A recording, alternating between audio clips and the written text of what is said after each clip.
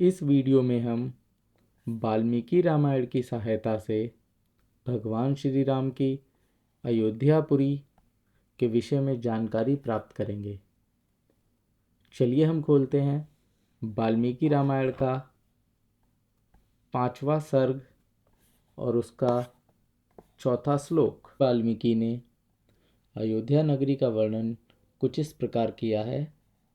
5वां सर्ग और उसका 5वां श्लोक। कौशल नाम से प्रसिद्ध एक बहुत बड़ा जनपद है जो सरयू नदी के किनारे पर बसा हुआ है।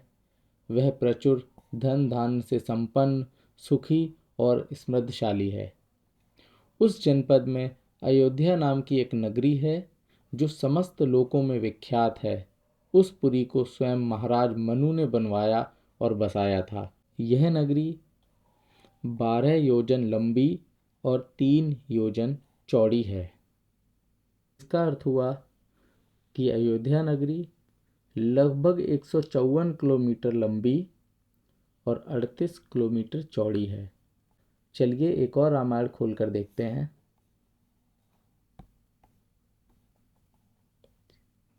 यहाँ पर लिखा हुआ है, कौशल नाम का एक बहुत बड़ा प्रांत था। वह सरयू नदी के तीर पर बसा हुआ था। वह धन धान्य से पूर्ण था। उस कौशल प्रांत में लोक प्रसिद्ध अयोध्या नामक नगरी थी, जो नगरी मानव श्रेष्ठ मनु ने स्वयं बसाई थी। वह महानगरी 12 योजन लंबी थी। उसमें लंबी चौड़ी सड़कें बनी हुई थी। वह नगरी बड़ी सुंदर थी। उस नगरी की प्रधान सड़कें बड़ी सुंदर और लंबी चौड़ी थीं। उन पर प्रतिदिन जल का छिड़काव होता था। फूल बिखेरे जाते थे। महाराज दशरथ उस नगरी के राजा थे, जिस प्रकार इंद्र देवलोक के राजा थे। एक और रामायण देखते हैं वहां क्या लिखा हुआ है।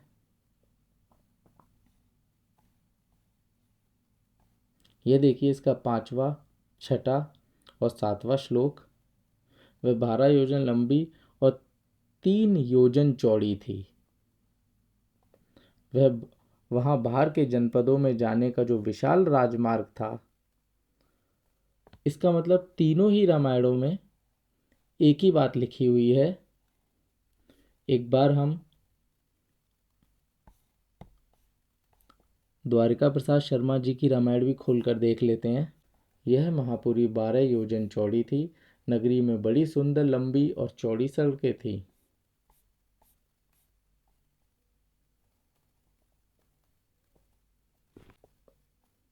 कुमार कुश उस पुरी की शोभा बढ़ा रहा था। उस पर खिले हुए फूल बिखेरे जाते थे तथा प्रतिदिन उस पर जल का छिड़काव किया जाता था। जैसे स्वर्ग में देवराज इंद्र ने अमरावतीपुरी बसाई थी, उसी प्रकार धर्म और न्याय के बल से आप अपने महान राष्ट्र की वृद्धि करने वाले राजा दशरथ ने अयोध्यापुरी को पहले की अपेक्षा विशेष रूप से बसाया था। वह पुरी बड़े बड़े फाटकों और किवाड़ों से सुशोभित थी। उसके भीतर पृथक पृथक बाजारें थे। वहाँ सब प्रकार के यंत्र, अस्त्र शस्त्र संचित थे। उस पुरी में सभी कलाओं के शिल्पी निवास करते थे। ऊंची ऊंची अट्टालिकाएं थीं और अट्टालिकाओं के ऊपर ध्वज फहराते थे। सैकड़ों तोपों से वह पुरी व्याप्त थी। इसका अर्थ यह हुआ दोस्तों कि रामायण काल में तोप का निर्माण हो चुका था। यह श्लोक है 5वें अध्याय का 11वां। देखते हैं किसी और रामायण में इसी श्लोक को। किवाड़ लगे हुए थे और तोरण से वह नगरी सुशोभित थी। नगर के भीतर बाजार लगे थे। सब प्रकार के यंत्र और शस्त्र, युद्ध के सामान उस नगरी में थे। वह नगरी बड़ी सुंदर थी। बड़ी बड़ी अट्टारियों पर ध्वजा लगी हुई थी।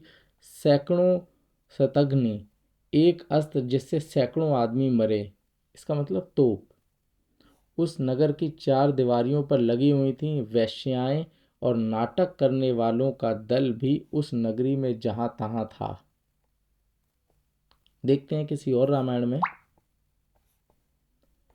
5वें सर्ग का 11वां और 12वां श्लोक।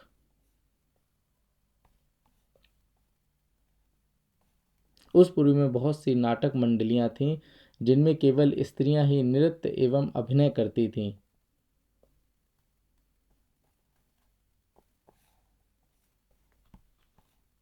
यहाँ देखते हैं,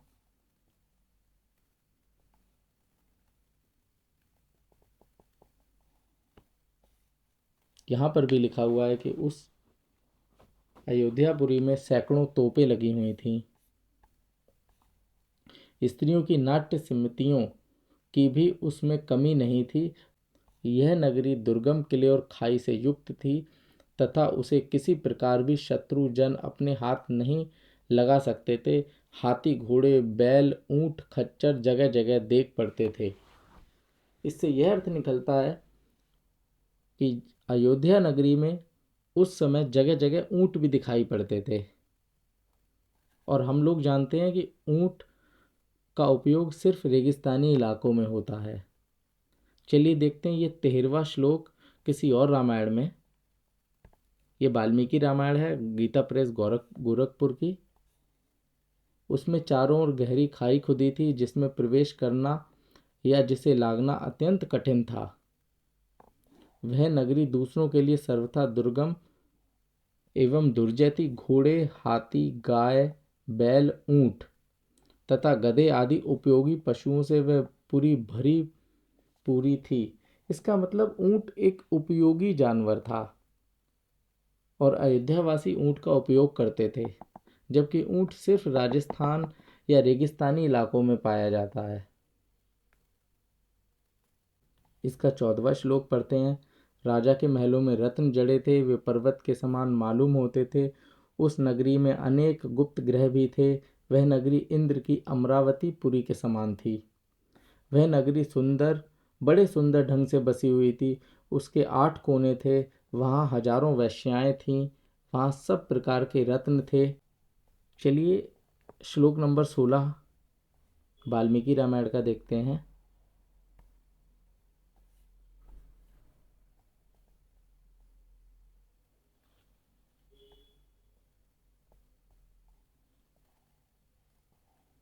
वहाँ के महलों का निर्माण नाना प्रकार के रत्नों से हुआ था।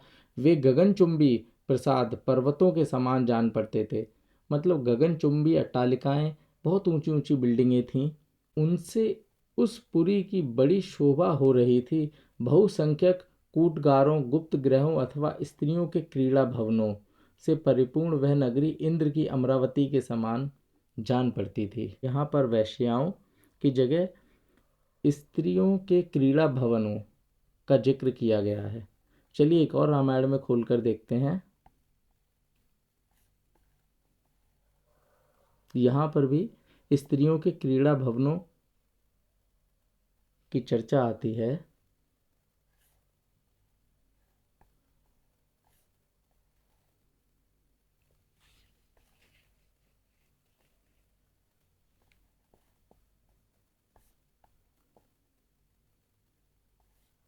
राजभवन का सुनहरा रंग था। नगर में सुंदर रूपवती स्त्रियां रहती थीं। रत्नों के ढेर वहां लगे रहते थे और आकाश स्पर्शी सतखाने, मकान, विमान गृह जहां देखो वहां दिखाई पड़ते थे।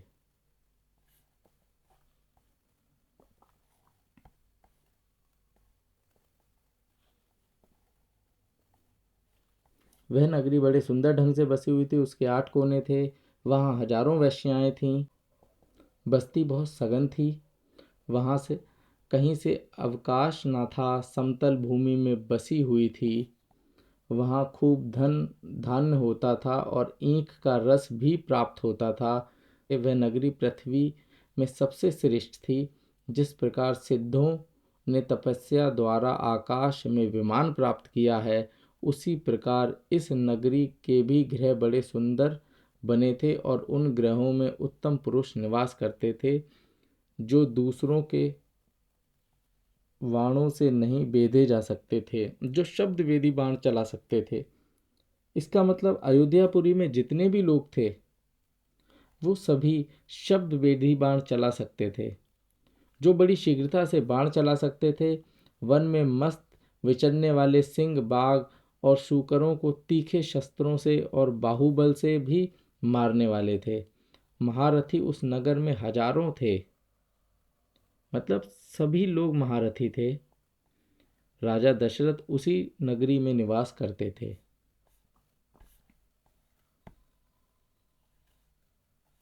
अयोध्या में कहीं भी कोई कामी, कृपण, क्रूर, मूर्ख और नास्तिक मनुष्य देखने को भी नहीं मिलता था।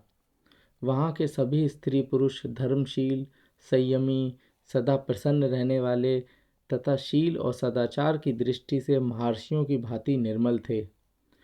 वहाँ कोई भी कुंडल, मुकुट और पुष्पहार से शून्य नहीं था। किसी के पास भोग सामग्री की कमी नहीं थी। कोई भी ऐसा नहीं था जो नहा धोकर साफ सुथरा ना हो, जिसके अंगों में चंदन का लेप ना हुआ हो तथा जो सुगंध से वंचित हो। देखिए, वहाँ के पुरुष कुंडल, मुकुट और माला धारण करते थे। उनके पास काफ़ी भोग की सामग्रियाँ थी। सभी स्नान करते थे। सभी के शरीर में सुगंधित वस्तुओं का लेप करते थे। वहाँ के वासी उत्तम भोजन करते थे, दान देते थे। अयोध्यापुरी में कोई भी चरित्रहीन न था, ना कोई वर्णशंकर ही था। वर्णशंकर अर्थात जैसे ब्राह्मण कुल में उत्पन्न स्त्री या पुरुष क्षत्रिय कुल में उत्पन्न स्त्री या पुरुष के साथ अगर विवाह करता है तो जो उसकी संतान उत्पन्न होगी वह वर्णशंकर कहलाएगी। वहाँ के जितेंद्रिय ब्राह्मण अपने कर्म में सदा लगे रहते थे, दान देते थे और विद्या अध्ययन करते थे। दान लेना पसंद नहीं करते थे। वहाँ कोई भी नास्तिक नहीं था, कोई झूठा नहीं था, कोई ऐसा नहीं था जो बहुश्रुत ना हो। ईर्ष्या करने वाला, असमर्थ और मूर्ख वहाँ कोई भी नहीं था। वहाँ ऐसा कोई न था जो वेदों के 6 अंगों को ना जानता हो। ऐसा कोई न था जो व्रत आदि ना करता हो और जो बहुश्रुत हो। दीन, पागल या किसी दुख से दुखी वहाँ कोई न था। अयोध्या में ऐसे कोई स्त्री या पुरुष ऐसा नहीं था जो सुंदर ना हो और जो राजा में भक्ति न रखता हो।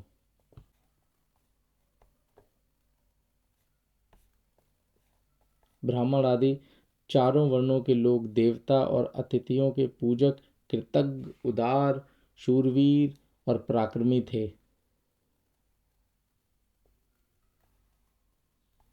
क्षत्रिय ब्राह्मणों का मुंह जो होते थे, वैश्य क्षत्रियों की आज्ञा का पालन करते थे और शूद्र अपने कर्तव्यों का पालन करते हुए उपयुक्त तीनों वर्णों की सेवा में संलग्न रहते थे। अयोध्या नगरी में कंबोज, विहीक देशों से उत्पन्न हुए उत्तम घोड़ों से, वनायु देश के अश्वों से तथा सिंधु नंद के निकट पैदा होने वाले दरियाई घोड़ों से, जो इंद्र के अश्व उच्च श्रव के समान श्रेष्ठ थे, अयोध्यापुरी भरी रहती थी। कंबोज, वहलीक और वनायु अरब देशों में होने वाले घोड़े तथा नदी से उत्पन्न घोड़ों से वह नगरी भरी हुई थी। इसका मतलब अयोध्यापुरी के लोग जिन घोड़ों पर सफ़र करते थे वो घोड़े अरब अथवा अरब के आसपास के देशों से मंगवाए जाते थे। विंध्य पर्वत, हिम पर्वत में उत्पन्न पर्वतों के समान ऊंचे मत वाले हाथी वहाँ थे और हाथियों को भी अयोध्यापुरी में हिमालय से मंगवाया जाता था और विंध्याचल पर्वत से। ऐरावत, महापग, अंजना और वामन, ये चारों दिग्गज इनके वंश वाले हाथी वहाँ थे। 2 योजन की भूमि तो ऐसी थी जहाँ पहुंचकर किसी के लिए भी युद्ध करना असंभव था। इसलिए वह पूरी अयोध्या इस सत्य एवं सार्थक नाम से प्रकाशित होती थी, जिसमें रहते हुए राजा दशरथ इस जगत का पालन करते थे। उस नगर में कोई भी ऐसा दुष्ट न था जो दूसरे की स्त्री को बुरी निगाह से देखे। वह समस्त राज्य तथा नगर सुखी था। वहाँ वाले सुंदर वस्त्र पहनते थे, सुंदर वेश रखते थे, सुंदर आचार विचार रखते थे और प्रसिद्ध न्यायी उस राजा के वे हितेच्छ थे। वे श्रेष्ठ गुण ग्रहण करते थे, प्रसिद्ध पराक्रमी थे, विदेशों में भी उनकी प्रसिद्धि थी। वहाँ ऐसा एक भी जन नहीं था जो कानों में कुंडल, सिर पर मुकुट तथा गले में पुष्प माला धारण ना करता हो, और जो तेल फुलेल चंदन ना लगाता हो, जो हर प्रकार से सुखी ना हो। ऐसा तो कोई भी ना था जिसके शरीर से बदबू निकलती हो। वहाँ एक भी जन ना था जो अशुद्ध अन्न खाता हो, अच्छे पदार्थ ना खाता हो, जो भूख से अन्न ना देता हो, या जिसके गले और हाथों में सोने के गहने ना हो, जिसने अपने मन को ना जीत रखा हो। अब हम पता लगाते हैं अयोध्या देश के आसपास के देशों के नाम। सब देशों के अच्छे लोगों को सत्कार पूर्वक यहाँ ले आओ। मिथिला के स्वामी सूरवीर महाभाग जनक सत्यवादी नरेश हैं। उनको अपना पुराना संबंध जानकर तुम स्वयं ही जाकर उन्हें बड़े आदर सत्कार से यहाँ ले आओ। अयोध्यापुरी के पास एक देश है नेपाल, जिसे मिथिलापुरी कहा जाता है। उनको जब अश्वमेध यज्ञ हुआ है तो महाराज दशरथ ने उन्हें बुलाया है। काशी के राजा अपने स्नेही मित्र हैं और उन्होंने काशी के राजा को भी बुलाया। काशी देश, इसे बनारस, आजकल बनारस कहते हैं, और कुछ लोग इसे बनारसी भी कहते हैं। बनारसी शब्द पाली भाषा से लिया गया है। केकई देश के बूढ़े राजा बड़े धर्मात्मा हैं। राज सिंह महाराज दशरथ के ससुर हैं, अतः उन्हें भी पुत्र सहित ले आओ। केकई देश मतलब झेलम हो गया, शाहपुर, गुजरात और पाकिस्तान का एरिया। अंगदेश के स्वामी महाधनुर्धर राजा रोमपाद। राजा रोमपाद कौशल्या की छोटी बहन के हस्बैंड हैं, तो ये रिलेटिव हुए महाराज दशरथ के। रोमपाद को ही महाराज दशरथ ने अपनी पहली बेटी शांता को गोद दे दिया था। कौशलराज भानुमान को भी सत्कार पूर्वक ले आओ। मगध देश के राजा प्राप्ति को, जो शूरवीर और सभी शास्त्रों के जानने वाले हैं, उनको भी ले आइए। महाराज की आज्ञा से तुम पूर्व देश के श्रेष्ठ नरेशों को तथा सिंधु, सौवीर एवं सुराष्ट्र देश के भूपालों को यहाँ आने के लिए निमंत्रण दो। इसका अर्थ है महाराज दशरथ अयोध्या नगरी के राजा थे, जो 154 किलोमीटर लंबी और 38 किलोमीटर चौड़ी है।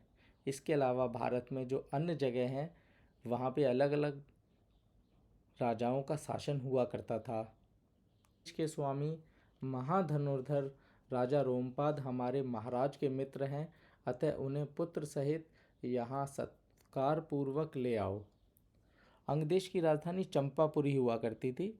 वर्तमान में बिहार और भागलपुर का जो एरिया है वही अंगदेश कहलाता है, और ये प्राचीन भारत के 16 महाजनपदों में से एक हुआ करता था। एक और रोचक बात आपको बताता हूँ।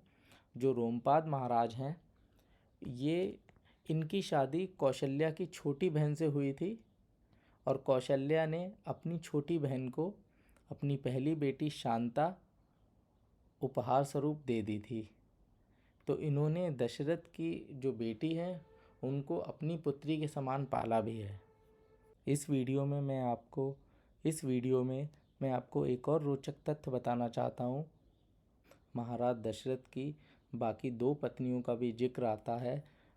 एक वैश्य जाति की थी जिसका नाम था वावाता, और दूसरी शूद्र जाति की थी जिसका नाम था परिव्रती। तो कुल मिलाकर महाराज दशरथ की 5 पत्नियां थीं।